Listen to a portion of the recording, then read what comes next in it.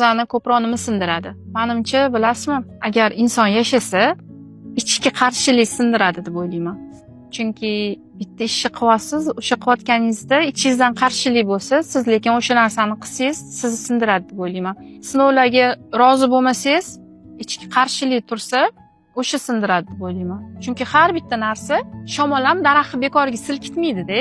Barglari tushadi, bahorda yana unib chiqadi. Har bitta sinov ham bizga bekorga berilmaydi.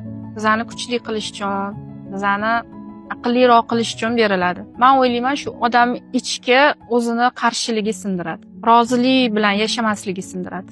Sinib qolmasligi uchun birinchidan nazoratni qo'yib yuborish kerak-da. Hayotni kontrol qilib, hamma narsani nazorat qilishni qo'yib yuborish kerak. Rozi bo'lish kerak. Siz xohlaysiz muayyan bitta situatsiyani, lekin u xohlaganingizdek bo'lmadi. Nazoratni qo'yib yuborish kerak. Chunki sizga atalgan eng yaxshisi shu ekan, shu bo'ldi. Rozi bo'lib yashash kerak.